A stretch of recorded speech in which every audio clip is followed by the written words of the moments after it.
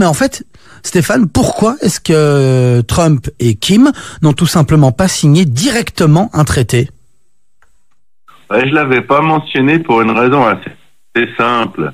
Parce qu'il faut d'abord déterminer avec précision ce que la Corée du Nord possède en matière nucléaire, notamment où se situent ses installations, ses stocks, et puis ensuite, une fois qu'on sait où ils sont et qu'est-ce qu'il y a dedans, comment, quand et par qui, tout cela sera détruit. Et enfin, qui sera responsable de la vérification de l'élimination des armes, des laboratoires, des sites de test, des entrepôts, des usines, de ces équipements et matériels. Alors évidemment, les Américains, pas seulement eux, ont des idées de où et combien se situent ces stocks et ces armes. Mais c'est précisément pas ce qu'ils doivent faire, c'est-à-dire ils doivent pas se fier à leurs renseignements, ils doivent se fier aux renseignements qui nous sont donnés ou qui vont leur être donnés par Pyongyang. Faute de détenir des réponses précises à ces interrogations, on aurait dû exprimer génériquement dans un éventuel traité complet que Pyongyang s'engageait à détruire l'ensemble de ces objets. Et là, on laissait l'initiative à Kim Jong-un de déterminer comment faire cela, qui allait le faire, et puis on s'engageait dans des disputes sans fin qui auraient pu durer des années et menacer l'existence même de l'accord, Jim. Alors Stéphane, il y en a beaucoup qui ont critiqué cet accord en disant que dans cet accord préliminaire, il n'y avait aucune mention d'autres sujets importants en dehors du nucléaire. On pense évidemment notamment aux droits de l'homme. Est-ce que vous partagez cet avis ? Ouais, la dénucléarisation de Pyongyang, c'était le seul sujet de l'initiative américaine. On pourra parler, il y a beaucoup d'autres sujets dont il faudra parler et qu'il faudra résoudre à l'avenir, mais pour le moment, il y avait un sujet qui générait le voyage et l'initiative de Donald Trump. Et ce sujet, c'était l'avenir de la péninsule coréenne, mais aussi la quiétude du Japon, de Singapour, du sud-est asiatique, et à peine à plus long terme, l'ensemble de la planète.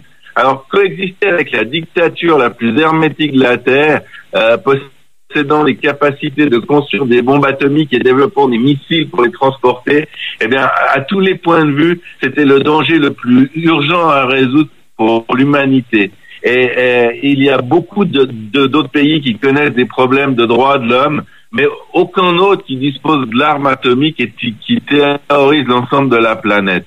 Et puis, ceux qui critiquent, c'est souvent ceux qui ont soutenu la signature de l'accord avec l'Iran.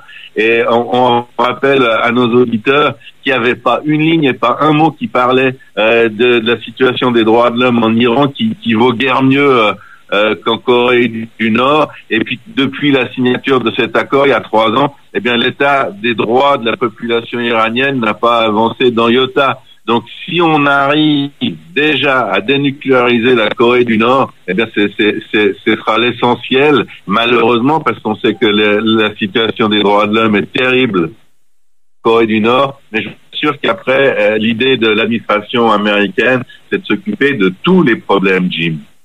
Stéphane, ce qui s'est passé à Singapour entre le président américain et Kim Jong-un, est-ce que ça a ou ça aura une influence directe sur les intérêts israéliens ? Ben oui, une influence vraiment directe, parce que la Corée, c'est pas uniquement le problème d'éventuels tirs d'armes atomiques, mais c'est également la gestion des sous-produits à l'instar de diffusion de technologies nucléaires en direction d'autres tyrannies. Par exemple, tout à fait spécifiquement, tous les missiles iraniens sont des avatars, des développements de ceux de Kim Jong-un. Et le réacteur nucléaire que les Israéliens ont détruit près d'Ir ez-Zor en Syrie, c'est lui aussi conçu par les ingénieurs nord-coréens et construit par les ingénieurs nord-coréens, ce qui signifie que si Donald Trump et son administration arrive à démilitariser la Corée du Nord, eh bien le développement de missiles iraniens se trouverait au point mort, stoppé. C'est énorme comme changement. Et là, je prends seulement, parce que c'était dans votre question, l'aspect israélien des choses, mais on retrouve des situations similaires dans d'autres régions du globe. Stéphane, face à l'Iran, on s'en souvient, les grandes puissances négociaient à 6 face à Téhéran. Dans le cas de Pyongyang, les États-Unis sont seuls. Stéphane, est-ce que ça fera une différence au niveau des résultats? Ouais, ça fait déjà, Jim, parce que Trump n'a de compte à rendre à personne, particulièrement pas à la Russie et à la Chine. Et la Russie et la Chine ont souvent des divergents de ceux des États-Unis. Les seuls auxquels Trump et ses négociateurs ont à rendre compte, c'est le législateur américain. Et on est arrivé à l'accord de Singapour uniquement parce que Washington a exercé une double pression, une pression économique bien sûr avec les sanctions, mais aussi une pression militaire en plus de tous les instants. On se rappelle ces menaces et ces contre-menaces entre Kim Jong-un et Donald Trump. Eh bien, c'était pas des menaces en l'air, on n'était pas loin d'une confrontation.